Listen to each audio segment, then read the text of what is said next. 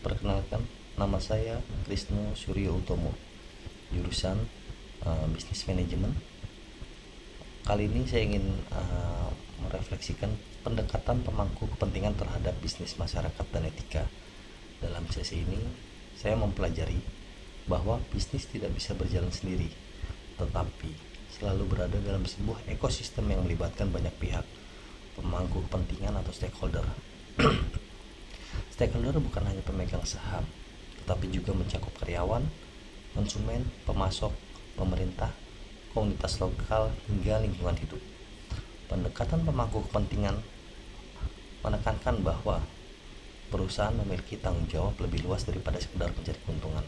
Misalnya, perusahaan perlu memperhatikan kesejahteraan karyawan, menjaga kepuasan konsumen, memastikan kepatuhan hukum, berkontribusi kepada masyarakat, serta melestarikan lingkungan khususnya. Saya menyadari bahwa etika bisnis menjadi dasar penting agar hubungan antara bisnis dan masyarakat tetap harmonis.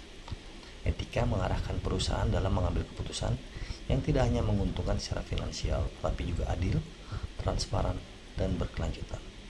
Satu hal yang menarik dari pembahasan ini adalah bagaimana sebuah kontrak sosial terbentuk antara perusahaan dan masyarakat.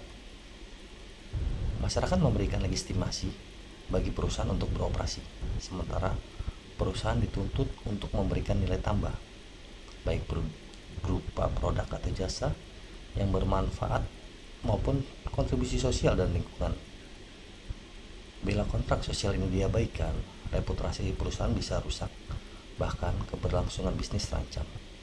Dari refleksi ini, saya juga belajar bahwa kritik dari masyarakat atau tekanan dari stakeholder bukanlah ancaman semata, melainkan bisa menjadi masukan berharga bagi perusahaan untuk berinovasi, memperbaiki strategi, dan meningkatkan tanggung jawab sosial. Pentingnya topik ini, saya berpendapat bahwa topik pendekatan pemangku kepentingan terhadap bisnis, masyarakat, dan etika sangat penting untuk dipelajari. Alasannya, pertama, membentuk kesadaran etis. Artinya, mahasiswa dan calon manajer perlu memahami bagaimana keberhasilan bisnis bukan hanya diukur dari laba, tetapi juga dari dampak terhadap manusia dan lingkungannya. Mengantisipasi tantangan global yang kedua.